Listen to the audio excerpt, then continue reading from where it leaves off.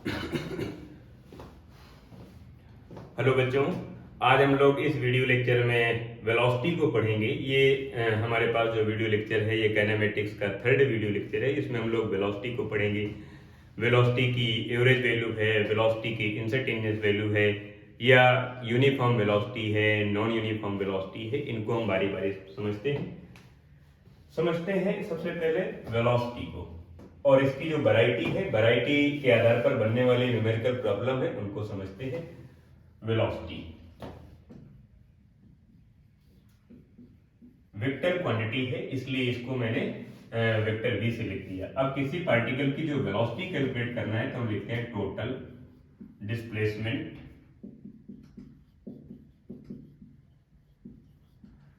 Divide by total time, यानी displacement को travel करने में जितना टाइम लगा उस टाइम को यहाँ पर लिख देते हैं। अब वेलोसिटी इक्वल टू डिस्प्लेसमेंट, अगर आपके पास डेल्टा x है तो टाइम डेल्टा t है, तो आप लिखेंगे इस तरह से एंड यूनिट लिखेंगे मीटर पर सेकेंड।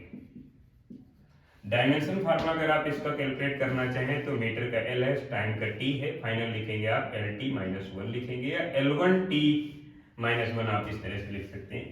अगर आप इसे वेक्टर फॉर्म में लिखना चाहें तो vector v equal to delta x vector divide by delta t इस तरह से लिखेंगे, या इसे अगर ओपन करके लिखना चाहें तो आप लिखेंगे x2 vector minus x1 vector divide by t2 minus t1।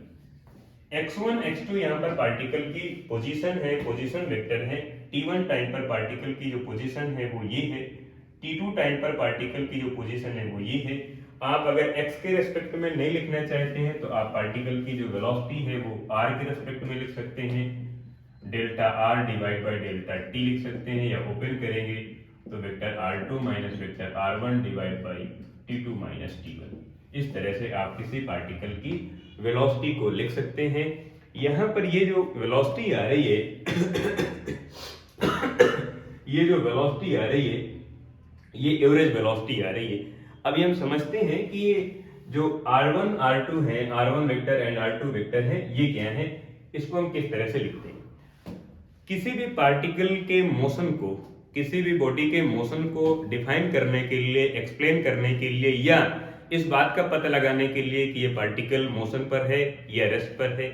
अगर मोशन पर है तो किस टाइप का मोशन कर रहा है, लीनियर मोशन कर रहा है या प्रोजेक्टाइल मोशन कर रहा है या सर्कुलर मोशन कर रहा है, किस टाइप का मोशन कर रहा है, या हम ये पता लगाएं कि ये रेस्ट पर है तो किस फ्रेम के लिए रेस्ट पर है। जरूरी नहीं कि जो बॉडी हमें रेस्ट में नजर आ रही वो बॉडी सभी के लिए रेस्ट पर हो, नहीं, वो हमारे फ्रेम के लिए रेस्ट पर है तो किसी दूसरे फ्रेम के लिए मोशन पर हो सकती है। तो किसी पार्टिकल, किसी बॉडी के displacement, distance, speed, velocity, force, acceleration, momentum या अदर जो इनर्शियल पैरामीटर हैं, इन सभी पैरामीटर को कैलकुलेट करने के लिए हम फ्रेम ऑफ रेफरेंस का यूज करते हैं, जिसमें कोऑर्डिनेट के हेल्प से हम लोग किसी पार्टिकल की स्पीड या वेलोसिटी को कैलकुलेट कर सकते हैं। तो एक 2 डायमेंशन कोऑर्डिनेट सिस्टम बनाते हैं जिसमें से हम इस बात को समझेंगे कि t1 टाइम पर पार्टिकल की पोजीशन r1 है, t2 टाइम पर पार्टिकल की पोजीशन वेक्टर r2 है। ये पोजीशन वेक्टर हम किस तरह से कैलकुलेट करते हैं तो समझते हैं थोड़ी देर के लिए। Position vector of moving body,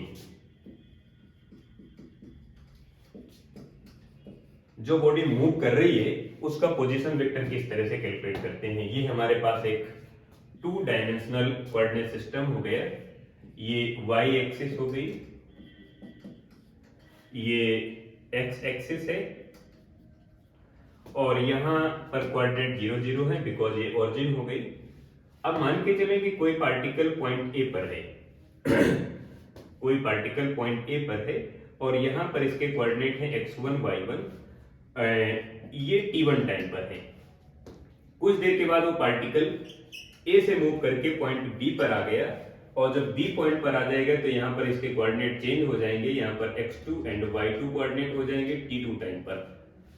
अब हम ये देखेंगे कि अगर हम लोग r1 की वैल्यू कैलकुलेट करना चाहें तो r1 ये है वेक्टर r1, एंड r1 अगर आप लिखेंगे यानी position vector r1 equal to x1 i cap plus y1 j cap. Because x1 जो कोऑर्डिनेट है वो अलोंग x एक्सिस है और y1 जो कोऑर्डिनेट है अलोंग y एक्सिस है, मीन वर्टिकल कोऑर्डिनेट है, ये ध्यान रखना है आपको। तो ये हो जाएगा। अब आपको R2 वेक्टर कैलकुलेट करना है तो R2 वेक्टर ये कैलकुलेट कर सकते हैं, वेक्टर R2। और वेक्टर R2 को आप देख पा रहे हैं कि यहाँ पर कोऑर्डिनेट है पॉइंट B पर t2 टाइम पर, तो यहाँ से आप वेक्टर R2 को कैलकुलेट करेंगे तो हो जाएगा x2i प्लस y2j। अब अगर आप R2 माइनस R1 कैलकुलेट करना चाहते हैं तो vector R2 minus vector R1 equal to कितना चेंज आ रहा है, कितना डिस्प्लेसमेंट आ रहा है, तो डिस्प्लेसमेंट केवल A से B वाला है और अगर R1 R2 को अगर आप लेस कर देंगे तो हमें ये वैल्यू मिल जाएगी फ्रॉम वेक्टर्स लॉ से। तो A से B तक की जो वैल्यू आ रही है इस वैल्यू को हम डिस्प्लेसमेंट कह रहे हैं और यहाँ पर डिस्प्लेसमेंट का मैग्नीट्यूड डिस्टेंस के इक्विवेलेंट होगा, बिल्कुल बराबर होगा। यहाँ पर अगर आप वैल्यू लिखेंगे और R2 माइनस R1 करेंगे तो आप देख पा रहे हैं कि x2 माइनस x1 हो जाएगा, x2 माइनस x1 i के प्लस इधर हो जाएगा y2 माइनस y1 j के। इस तरह से ये पोजीशन वेक्टर हमारे पास आ जाएगी। और पोजीशन वेक्टर आप देख पा रहे हैं कि R1 जो पोजीशन वेक्टर है एट t1 टाइम पर है एंड R2 जो पोजीशन वेक्टर है एट t2 टाइम पर है। इस तरह से हम पार्टिकल की पोजीशन कैलकुलेट करते हैं और पोजीशन के रिस्पेक्ट में हम उस पार्टिकल की वेलोसिटी कैलकुलेट कर सकते हैं।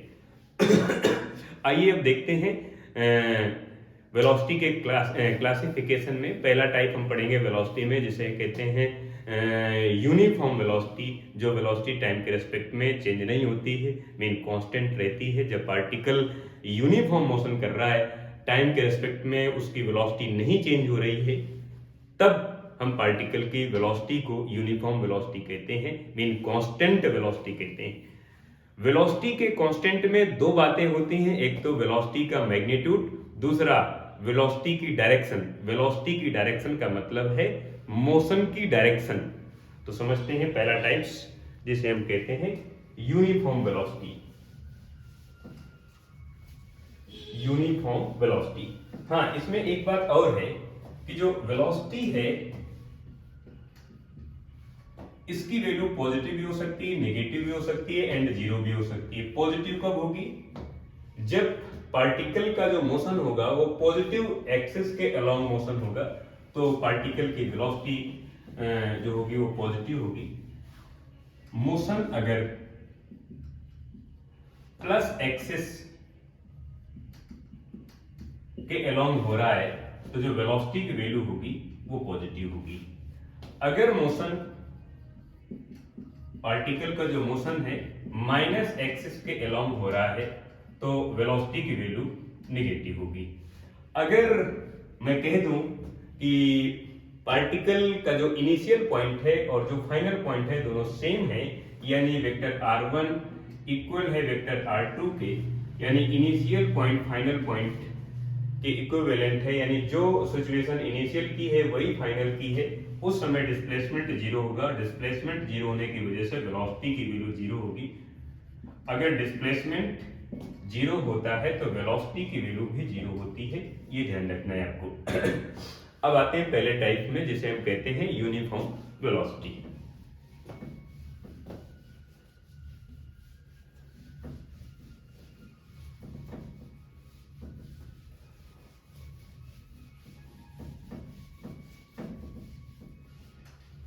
पहला types uniform velocity mean classification of the velocity of the moving body.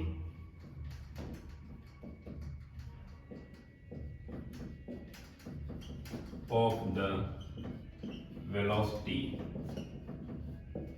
Of moving body.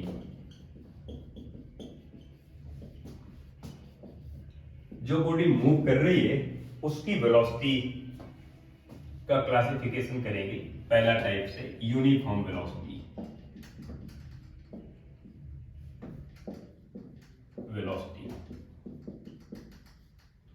Uniform velocity को हम कह सकते हैं कांस्टेंट वेलोसिटी। ऐसी वेलोसिटी जो टाइम के रिस्पेक्ट में अपनी वैल्यू चेंज न करे, कांस्टेंट वेलोसिटी।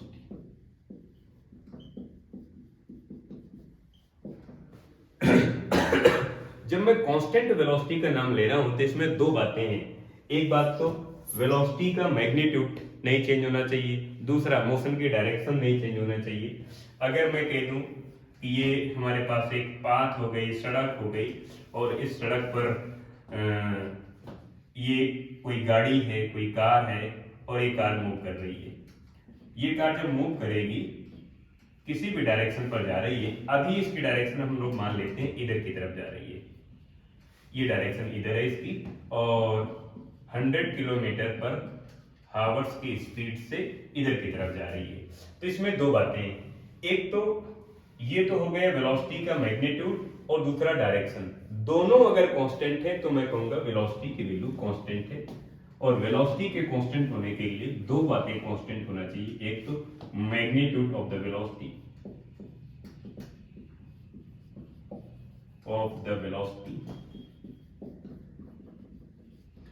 जिसे आप स्पीड कह सकते हैं एक मायने में, और दूसरी बात डायरेक्शन ऑफ मोशन यानी direction of velocity, direction of motion. आप इसे डायरेक्शन ऑफ वेलोसिटी कह सकते हैं, ऑफ वेलोसिटी। अगर ये दोनों बातें कांस्टेंट हैं, एक तो वेलोसिटी का मैग्नीट्यूड और दूसरा उसकी डायरेक्शन, अगर ये दोनों बातें कांस्टेंट है तो कहूंगा वेलोसिटी की वैल्यू कांस्टेंट है। और ये वैन इधर की तरफ जा रही है तो इसमें दो बातों का ध्यान रखना है, इसकी ये वैल्यू नहीं चेंज होना चाहिए और इसकी डायरेक्शन नहीं चेंज होना चाहिए। अगर मैं कह देता हूं कि ये ईस्ट है, ये नॉर्थ है, ये वेस्ट है और ये साउथ है, तो अभी ये वैन ईस्ट डायरेक्शन के अलोंग जा रही है, तो अब इसको हमेशा ईस्ट डायरेक्शन पर ही जाना है, चेंज नहीं करना है, डायरेक्शन को चेंज नहीं करना है, न इधर जाना है न इधर जाना है, मुड़ना नहीं है। अगर मुड़ाए तो वहां पर रुकना है, अगर मुड़ाए तो वहां पर रुकना है, मुड़ना नहीं है। और जब रुक जाएगी तो वेलोसिटी जीरो हो जाएगी। लेकिन अभी हाल फिलहाल इसकी वैल्यू चेंज नहीं होना है, न ये चेंज होगा न मोशन की डायरेक्शन चेंज होगी। तो हम कहेंगे कि पार्टिकल की जो वेलोसिटी है वो कांस्टेंट है और इस समय पार्टिकल यूनिफॉर्म मोशन कर रहा है। लेकिन यहां पर भी दो बातें हैं, वेलोसिटी के कांस्टेंट में दो बातें हैं। एक बात तो हो सकती है ए नंबर की कि जो वैन है, जो बॉडी है वो रेस्ट पर है, इस तरह से कोई मोशन कर ही नहीं रहा है, तब भी तो कहा जा सकता है कि उसकी जो वेलोसिटी है वो टाइम के रेस्पेक्ट में कांस्टेंट है।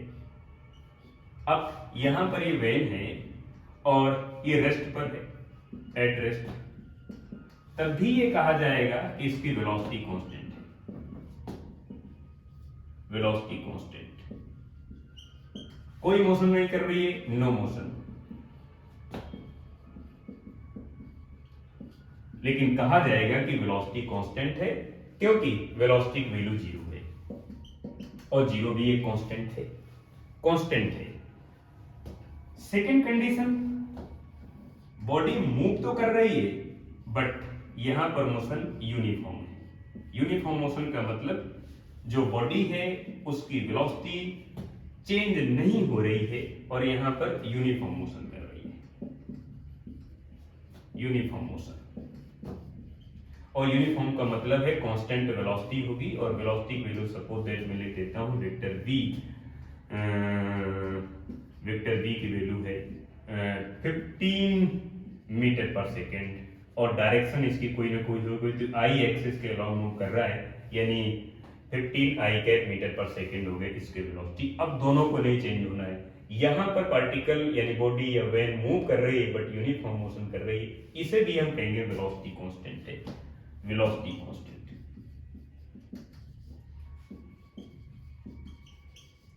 वेलोसिटी कांस्टेंट बट यहां पर यूनिफॉर्म मोशन हो रहा है,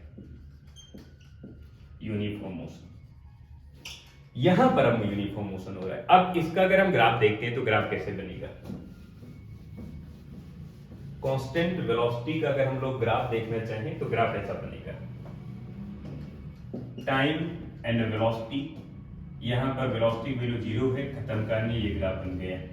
दूसरा वेलोसिटी ये है, टाइम ये है, ग्राफ ये बन गया, चेंज ही नहीं हो रही है, वेलोसिटी कांस्टेंट है, बस दो ही ग्राफ। ये ग्राफ पॉसिबल नहीं है कि वेलोसिटी ये है, टाइम ये, ग्राफ ये बन जाए, क्योंकि यहाँ पर टाइम कांस्टेंट है, टाइम कांस्टेंट हो नहीं सकता। अब हम दूसरे टाइप की वेलोसिटी पढ़ते हैं जिसे कहते हैं non uniform velocity mean variable velocity.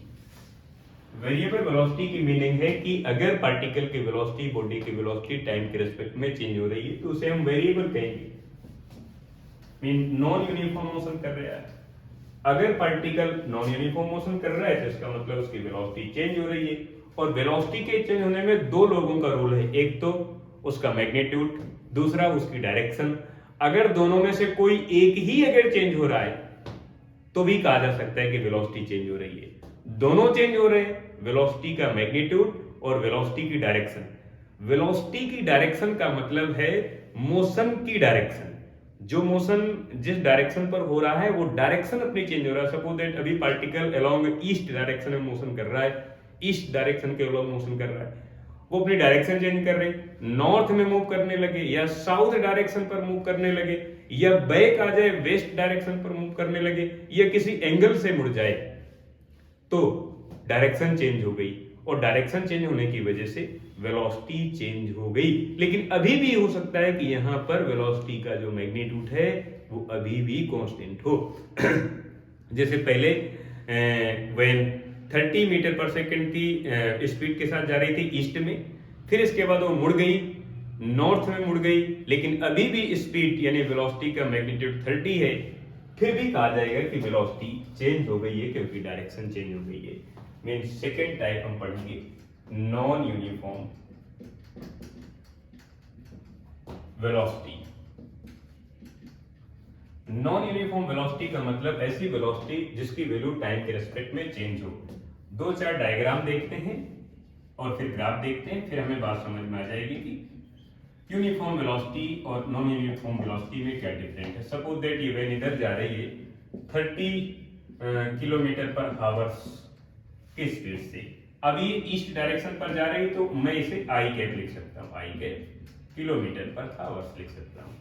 फिर इसके बाद ये यहां से अपनी डायरेक्शन को चेंज कर लेती है, फिर ये इधर की तरफ आने लगती है और ये वैन यहां पर आ गई इस तरह से, अब इधर की तरफ जाने लगी। तो आपने देखा कि इसने इस एंगल के साथ, सपोज दैट ये 30 डिग्री है, तो 30 डिग्री एंगल के साथ ये मुड़ गई, इधर जा रही थी इस तरह से, फिर ऐसे मुड़ गई, अब इधर जाने लगी। ऐसे आसमान में नहीं चढ़ रही है, रोड होगा ऐसे, फिर रोड ऐसे मुड़ गया, इधर की तरफ जाने लगी, तो इसने अपनी डायरेक्शन चेंज कर दी। अभी भी ये 30 किलोमीटर पर आवर्स की स्पीड के साथ जा रही, बट अब यहां पर आप आई कैप नहीं लिख सकते हो, यहां पर आई कैप और जे कैप दोनों हैं, और यहां पर हमें दोनों को शामिल करना पड़ेगा, आई कैप और जे कैप दोनों को शामिल करना पड़ेगा। तो यहां पर हम ये कह सकते हैं दावे के साथ कि वेलोसिटी चेंज हो गई है। दूसरा एग्जांपल देखते हैं जिसमें से हम लोग ये देखेंगे कि इधर एक पाथ है, फिर इसके बाद ये पाथ इधर से टर्न हो जा रहा है, यहां पर कोई वैन है, ये वैन अभी तो किसी वेलोसिटी के साथ जा रही है ईस्ट डायरेक्शन पर। आपको ध्यान रखना है कि ये वाली जो डायरेक्शन है इसको मैं इधर लिख लेता हूं, इधर इधर ये है ईस्ट, ये है नॉर्थ, ये है वेस्ट, ये है साउथ। ईस्ट को आप आई कैप कहोगे, इसको माइनस आई, इसको जे, इसको माइनस जे, ध्यान रखना है। अभी 20 मीटर पर सेकेंड की इसकी स्पीड है और डायरेक्शन है अलोंग द ईस्ट। यहां पर जब वैन आएगी तो यहां से 90 डिग्री से मुड़ जाती है और वैन यहां पर आ गई, और अब हम लोग इस बात को कह सकते हैं कि अब वैन इधर की तरफ जा रही है। अभी भी हो सकता है कि इसकी जो स्पीड है 20 मीटर पर सेकेंड हो, यह चेंज हो जाए, जैसे मैं कह देता हूं कि 20 ही मीटर पर सेकेंड है, बट पहले थी आई कैप पर, अब हो गई माइनस जी कैप पर। तो आप देख पा रहे हैं कि मैग्नीट्यूड तो वही है, मैग्नीट्यूड तो वही है दोनों बार, बट डायरेक्शन चेंज हो गई। तो इस बात को कहा जा सकता है कि इसकी वेलोसिटी की वैल्यू चेंज हो गई है, वेलोसिटी की वैल्यू चेंज हो गई है। अगली बात हम लोग देखते हैं जिसमें से इस बात को समझने की कोशिश करेंगे कि दोनों चेंज हो जाएं।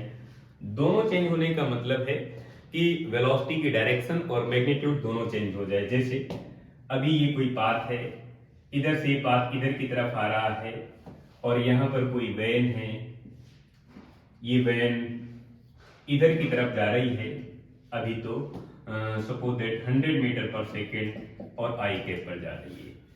इस बात को वर्टिकल कर लेते हैं, और वर्टिकल नहीं है, ये तो प्लेन पर है, बोर्ड में आपको वर्टिकल दिख रहा है, ऐसा है। ये चौराहा बना हुआ है, तो ये हो गई ईस्ट, ये हो गया वेस्ट, ये हो गया नॉर्थ, ये हो गया साउथ, बट बोर्ड में आपको इस तरह से दिखता है।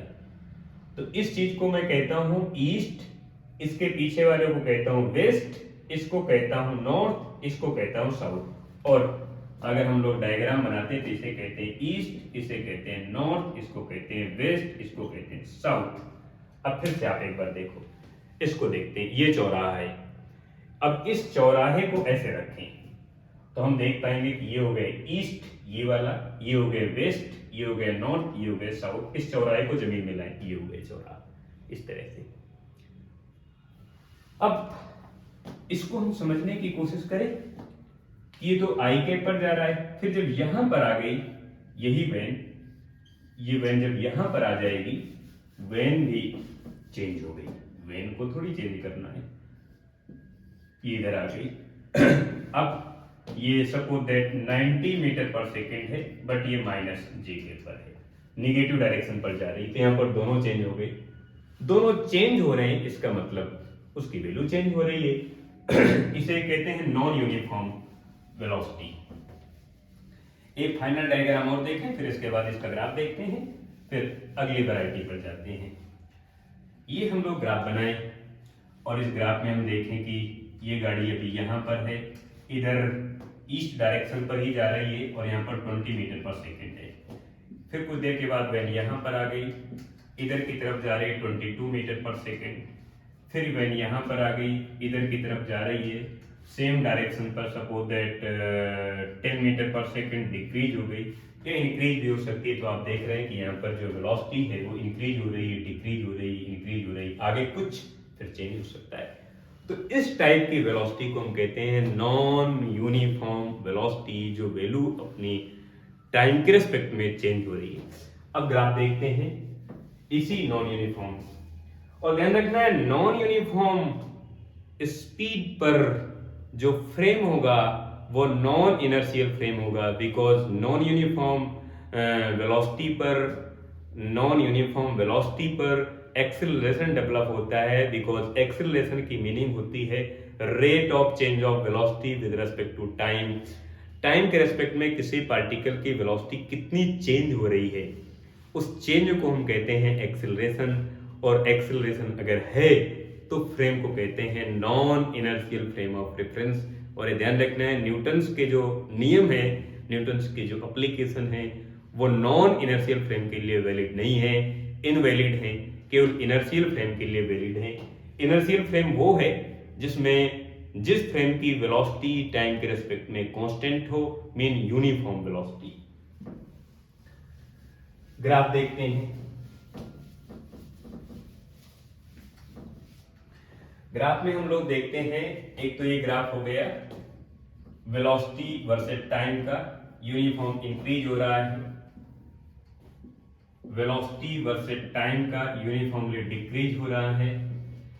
वेलोसिटी वर्सेस टाइम का आप देख रहे हैं कि पहले ये इंक्रीज हुआ, फिर डिक्रीज हुआ, फिर इंक्रीज हुआ, फिर इंक्रीज हुआ, और आप देख पा रहे हैं इधर से निगेटिव डायरेक्शन पर time and velocity negative direction पर इंक्रीज हो रही है। और अगर इसके ग्राफ देखना चाहें first, second and third, fourth, fifth number का अगर मैं ग्राफ बना के देखूं वेलोसिटी वर्सेस टाइम का, तो यहाँ पर मैं देखूंगा कि जो वेलोसिटी है ये टाइम है, और इसके ग्राफ को मैं देखूं तो निगेटिव डायरेक्शन पर इंक्रीज हो रहा है, डिक्रीज हो रहा है, इंक्रीज हो रहा है, डिक्रीज हो रहा है। और अगर मैं ग्राफ बना के देखता हूं तो ये है वेलोसिटी, ये है टाइम, और अगर ग्राफ बना के देखूं तो ये इधर आ गया, यूनिफॉर्मली डिक्रीज हो रहा है, फिर निगेटिव डायरेक्शन पर इंक्रीज होने लगा, फिर इसके बाद फिर पॉजिटिव डायरेक्शन पर, फिर इसी तरह से आगे की ओर जाता रहेगा। तो ये ग्राफ हो गया। इसके बाद हम लोग देखते हैं इंस्टेंटेनियस वेलोसिटी, फिर एवरेज वेलोसिटी को देखते हैं। इंस्टेंटेनियस वेलोसिटी का मतलब है किसी भी पार्टिकल की वेलोसिटी एट प्रेजेंट टाइम कितनी है, जिस टाइम पार्टिकल मोशन कर रहा है उस टाइम उस पार्टिकल की वेलोसिटी कितनी है, उस वेलोसिटी को हम उस पार्टिकल की इंस्टेंटेनियस वेलोसिटी कहते हैं। Instantaneous velocity of the particle. Third variety है ये, third variety instantaneous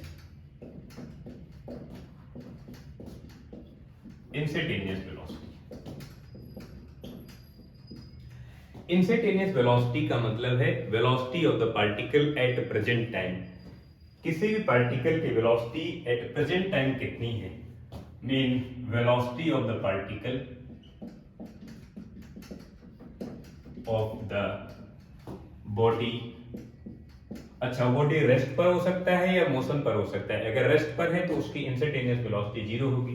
velocity of the body at present time,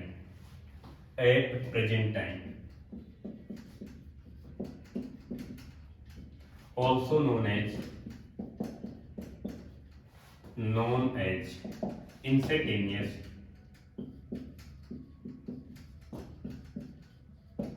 velocity of the body। Body की जो इंस्टेंटेनियस वेलोसिटी है वो ये हो जाएगी। अब ये ध्यान रखना है, किसी भी पार्टिकल की किसी भी बॉडी की इंस्टेंटेनियस वेलोसिटी कैलकुलेट करने के लिए डिस्प्लेसमेंट का टाइम के रिस्पेक्ट में डिफरेंशिएशन करते हैं।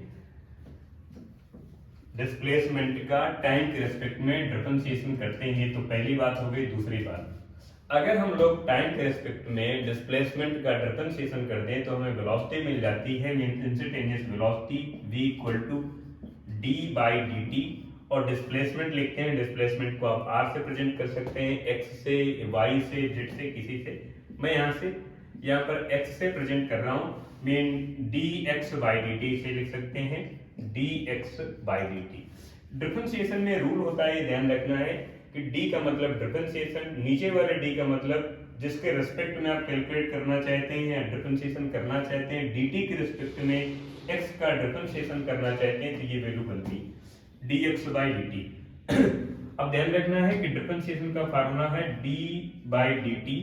अगर आप x की पावर n का डिफरेंशिएशन कर रहे हैं तो इसको लिखते हैं n x की पावर n-1। इस तरह से जो पावर होगी उसको नीचे ले आएंगे और x में n-1 कर देंगे, पावर में माइनस कर देंगे।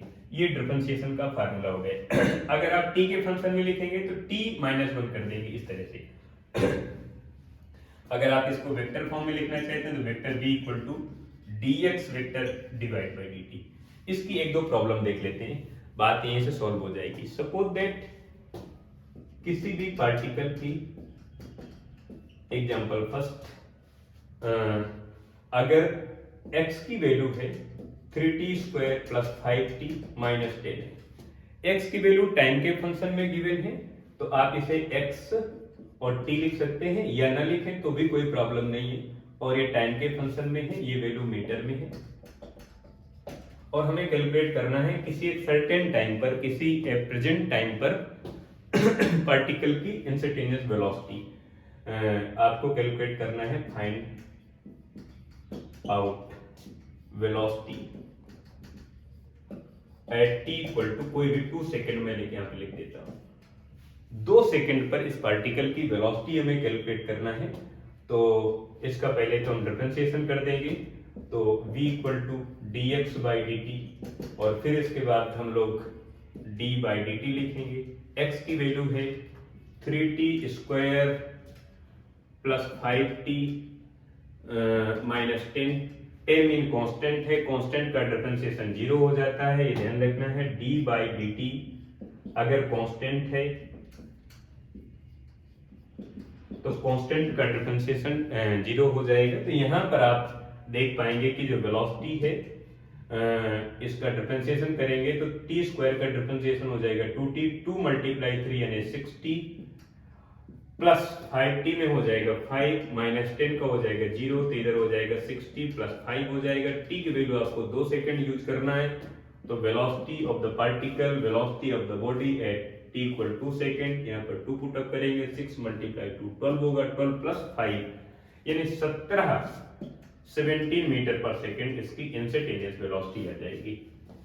ये है पार्टिकल की इंस्टेंटेनियस वेलोसिटी। फिर इसके बाद एवरेज वेलोसिटी कैलकुलेट करते हैं, फिर दोनों में कंबाइंड 2-4 प्रॉब्लम देखते हैं और इसका एक एरिया कैलकुलेट करने की कोशिश करते हैं।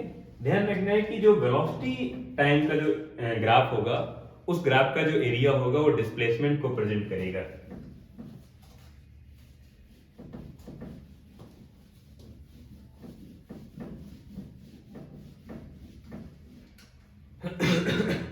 हाँ, एवरेज वेलोसिटी,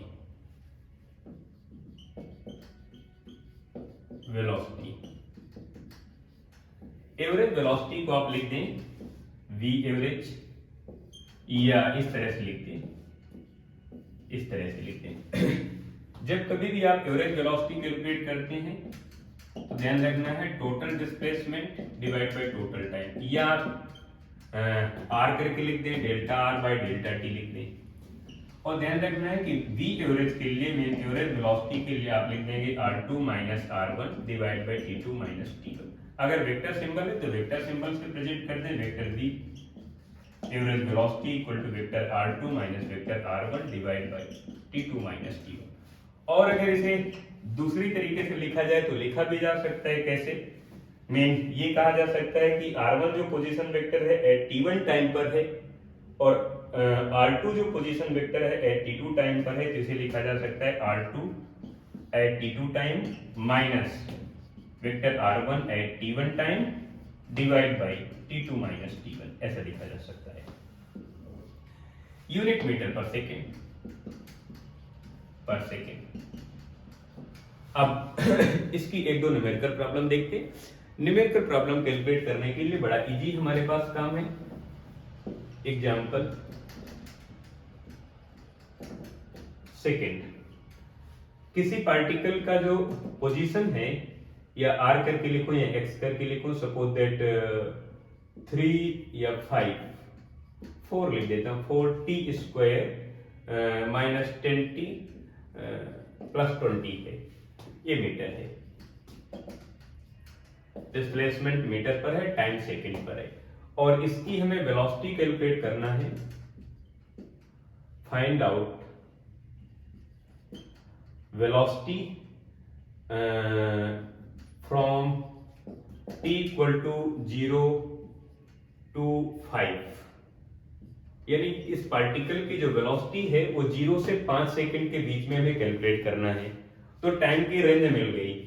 जो टाइम की रेंज मिल जाए और पहले जो टाइम गिवन हो उसे आप t1 कहेंगे, बाद वाले टाइम को t2 कहेंगे। यहाँ पर 0 टाइम है, इसका मतलब यहाँ ये नहीं है कि बार बार t1 की वैल्यू 0 होगी, नहीं, कुछ और हो सकती है, 1 सेकेंड, 2 सेकेंड, 5 सेकेंड, 10 सेकेंड, या कुछ और हो सकती है। लेकिन ध्यान रखना है कि t2 ही हमेशा ज्यादा होगा, t1 ही हमेशा कम होगा, बिकॉज टाइम इंक्रीज होता है, डिक्रीज नहीं होता है, कांस्टेंट नहीं रहता है।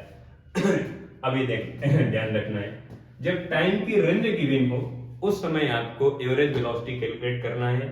जब सिंगल टाइम गिवन हो, एक सर्टेन टाइम गिवन हो, एक सिंगल टाइम हो, उस समय इंस्टेंटेनियस वैल्यू कैलकुलेट करना है। यहाँ पर अब आपको देखना है जो एवरेज वेलोसिटी है उसको लिखते हैं x2 minus x1 divide by t2 minus t1। अब समस्या बन गई कि हमारे पास t1 t2 तो है बट x1 x2 नहीं है। अगर x1 x2 मिल जाए तो हमारी प्रॉब्लम सॉल्व हो जाएगी। नहीं, प्रॉब्लम सॉल्व हो गई, जो x की वैल्यू है वहां पर अगर t1 की वैल्यू पुटअप करेंगे t की जगह, एक बार फिर सुनो, जहां पर t की वैल्यू है वहां पर t की जगह t1 की वैल्यू पुटअप करेंगे तो x1 मिलेगा, और अगर x2 की वैल्यू कैलकुलेट करना है तो t की जगह t2 की वैल्यू पुटअप करेंगे। x1 कैलकुलेट करना है, x1 कैलकुलेट करने के लिए x के इक्वेशन में t की जगह t1 की वैल्यू पुटअप करते हैं। अब इस पूरे समीकरण में, पूरे इक्वेशन में t की जगह t1 पुटअप करेंगे, मीन 0, तो ये पूरी वैल्यू 0 हो जाएगी, ये केवल 20 बचेगा, 20 मीटर। x2 की वैल्यू कैलकुलेट करना है, x2 की वैल्यू कैलकुलेट करने के लिए x के इक्वेशन में t की जगह T2 की वैल्यू पुटअप करना है। T2 अपने पास 5 सेकेंड गिवन है, यहाँ पर 5 पुटअप करेंगे तो 5 मल्टीप्लाई 5 का स्क्वायर यानी 25, यहाँ पर हो जाएगा 25 माइनस 10, T की जगह 5 एंड प्लस 20। अब हम लोग देखते हैं, इसे कैलकुलेट करने की कोशिश करते हैं। इधर हो जाएगा 125 माइनस 50 प्लस 20। अब अगर इसमें हम माइनस कर दें माइनस कर देंगे तो यहाँ पर बचेगा 50 माइनस करेंगे तो 50 माइनस करने से यहाँ पर 25 175 बचेगा, 175 आ गया, 175 प्लस 20 करेंगे तो ये मेरे ख्याल से 195 हो जाना चाहिए, 195 हो जाएगा। अब यहाँ पर वैल्यू पुटअप करेंगे, x2 195 माइनस x1 20 है डिवाइड बाई T2 कितना है अपने पास 5 माइनस 0, 20 माइनस कर देंगे तो फिर से यही वैल्यू मिल जाएगी हमारे पास 175, 175 डिवाइड बाई 5 का डिवाइडेशन कर देंगे तो 5 का डिवाइडेशन करने से ये 3 टाइम्स जाएगा, फिर इसके बाद 2 बचेगा, 2 बचेगा 25 होगा, 25 में 5 का भाग कराएंगे डिवाइडेशन करेंगे तो 5 जाएगा यानी 35 हो जाएगा। तो इधर से वैल्यू मिल जाएगी हमारे पास 35 यानी 35 मीटर पर सेकेंड। ये हमारे पास आ गई एवरेज वेलोसिटी, आ गई किसी पार्टिकल की एवरेज वेलोसिटी। एक दो प्रॉब्लम और देखते हैं, फिर इसके बाद इसका ग्राफ देखते हैं।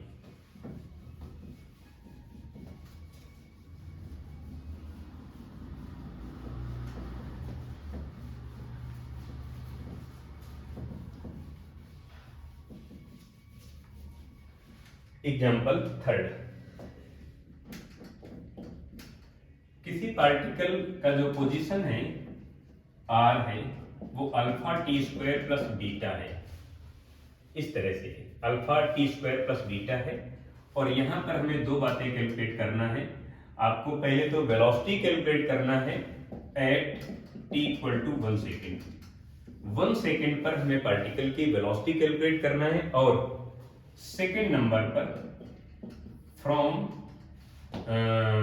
t इक्वल टू 1 सेकेंड से लेकर 4 सेकेंड के बीच में हमें इसकी वेलोसिटी कैलकुलेट करना है। अब यहाँ पर आपको ये नहीं पता है कि कौन से वेलोसिटी है, ध्यान रखना जब टाइम की रेंज गिवन हो तो वहां पर आप एवरेज वैल्यू कैलकुलेट करेंगे, सिंगल टाइम में इंस्टेंटेनियस वैल्यू कैलकुलेट करेंगे। तो सबसे पहले हम लोग इंस्टेंटेनियस वैल्यू कैलकुलेट करेंगे। Mean first number instantaneous, first number. अब वेलोसिटी कैलकुलेट करना है dr/dt। इंस्टेंटेनियस वैल्यू कैलकुलेट करने के लिए डिस्प्लेसमेंट का टाइम के रेस्पेक्ट में डिफरेंशिएशन करते हैं, तो v इक्वल टू d/dt। r की वैल्यू ये आपके पास है alpha t square plus beta. Alpha and beta are positive constant,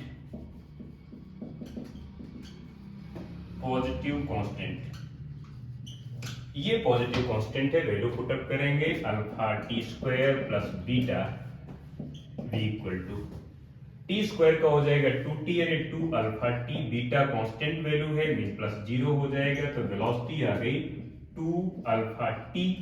और टाइम की वैल्यू 1 सेकेंड पुटअप करना है तो यहाँ पर 1 पुटअप कर देंगे तो 1 का मल्टीप्लाई हो जाएगा तो 2 अल्फा क्यूब बचेगा मीटर पर सेकेंड।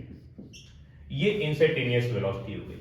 अब इसी क्वेश्चन में एवरेज वेलोसिटी कैलकुलेट करने के लिए कहा गया है, तो एवरेज वेलोसिटी के लिए आपको कैलकुलेट करना है second number average velocity delta r divide by delta t mean r2 minus r1 divide by t2 minus t1।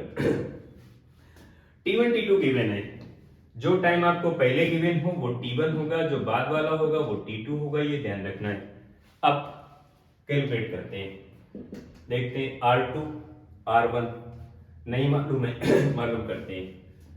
r के इक्वेशन में t की जगह t1 की वैल्यू पुटअप करेंगे तो r1 मिलेगा। r का इक्वेशन आपके पास है alpha t square plus beta, alpha t square plus beta.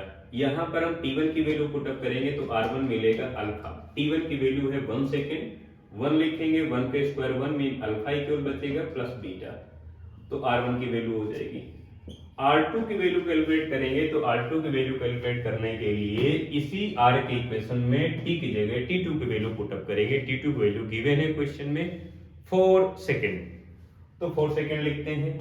यहाँ पर 4 का स्क्वायर करेंगे 16 हो जाएगा, यानी 16 अल्फा प्लस बीटा हो जाएगा। वैल्यू पुटअप करते हैं, V average equal to R2 minus R1। R2 आपके पास है 16 alpha plus beta minus R1 की वैल्यू है अल्फा प्लस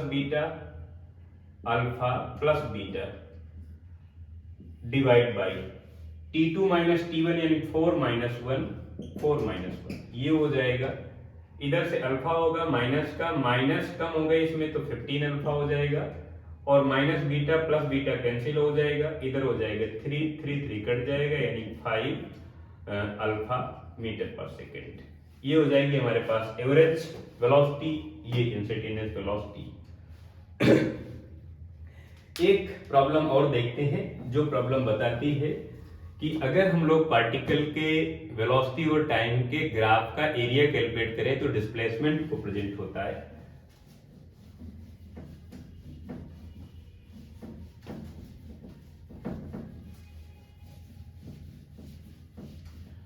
जैसे एग्जाम्पल 4, ये हमारे पास टाइम है, ये वेलोसिटी है, और यहाँ पर पार्टिकल की जो वेलोसिटी है वो इस तरह से है, और ये कांस्टेंट है यहाँ तक, इतना ही केवल। यहाँ पर 20 मीटर पर सेकेंड पॉजिटिव डायरेक्शन पर, यहाँ पर 0 टाइम, यहाँ पर 20 सेकेंड का टाइम। अब वेलोसिटी टाइम ये ग्राफ है, यहाँ पर हमें डिस्प्लेसमेंट को कैलकुलेट करना है। डिस्प्लेसमेंट को कैलकुलेट करने के लिए इस ग्राफ का एरिया, डिस्प्लेसमेंट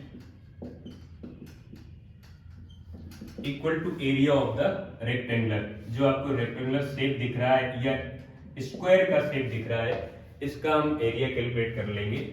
तो इसका एरिया कैलकुलेट करते हैं तो ये वैल्यू मल्टीप्लाई ये वैल्यू, आप इसका नाम दे सकते हैं O A B C दे सकते हैं, तो ये वैल्यू और ये वैल्यू आपके पास है OA मल्टीप्लाई ये वैल्यू हो जाएगी AB, तो मल्टीप्लाई AB, और इधर हो जाएगा आपके पास ये 20 है, ये भी 20 है, तो 20 मल्टीप्लाई 20 ये हो जाएगा 400, और डिस्प्लेसमेंट कैलकुलेट कर रहे हैं तो मीटर। एक और वैरायटी ग्राफ में एक और वैरायटी इस तरह से, और ये ग्राफ हमारे पास है, ये ग्राफ यहाँ पर वेलोसिटी है सपोज दैट 10 मीटर पर सेकेंड, और इधर की तरफ वेलोसिटी ज्यादा हो गई, -20 मीटर पर सेकेंड हो गई। यहाँ पर टाइम है 5 सेकेंड का, इधर की तरफ टाइम, ये टाइम इंटरवल है 5 सेकेंड का, ये ज्यादा हो गया। अगर 5 होता तो यहाँ पर 10 सेकेंड हो जाता, बट ज्यादा हो गया तो 15 सेकेंड हो गया। अब यहाँ पर हमें पार्टिकल का डिस्प्लेसमेंट कैलकुलेट करना है, तो डिस्प्लेसमेंट कैलकुलेट करेंगे इस ट्रायंगल के एरिया प्लस इस ट्रायंगल के एरिया, इसका डिस्प्लेसमेंट S1 एंड इसका S2, total S1 plus S2। Displacement calculate करते हैं उस ग्राफ के लिए, डिस्प्लेसमेंट इक्वल टू इस ट्रायंगल का एरिया और इस ट्रायंगल का एरिया कैलकुलेट करेंगे परपेंडिकुलर मल्टीप्लाई बेस, यानी 1/2 बेस मल्टीप्लाई परपेंडिकुलर, तो बेस हो गया 5 मल्टीप्लाई ये हो गया 10, ये हो गई S1 की वैल्यू।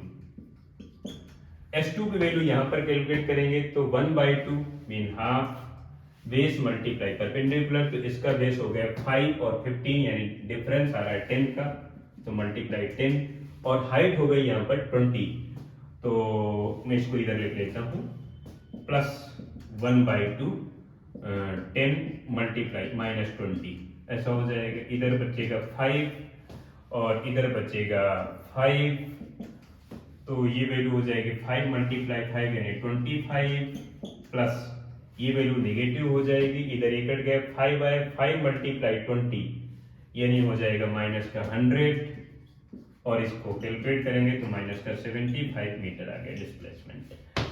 नेगेटिव 75 इसलिए आ रहा है क्योंकि पार्टिकल अब फाइनली नेगेटिव डायरेक्शन पर जा रहा है, और नेगेटिव डायरेक्शन पर जाने की वजह से इसकी वेलोसिटी नेगेटिव है। वेलोसिटी नेगेटिव है, इसका मतलब इसका डिस्प्लेसमेंट नेगेटिव है। इस वीडियो लेक्चर में हम लोग इतना ही पढ़ेंगे, और अगले वीडियो लेक्चर में हम लोग वेलोसिटी की और एप्लीकेशन पढ़ेंगे, स्पीड पढ़ेंगे, एक्सेलरेशन पढ़ेंगे, और इस वीडियो लेक्चर को यहीं से हम कंप्लीट करते हैं।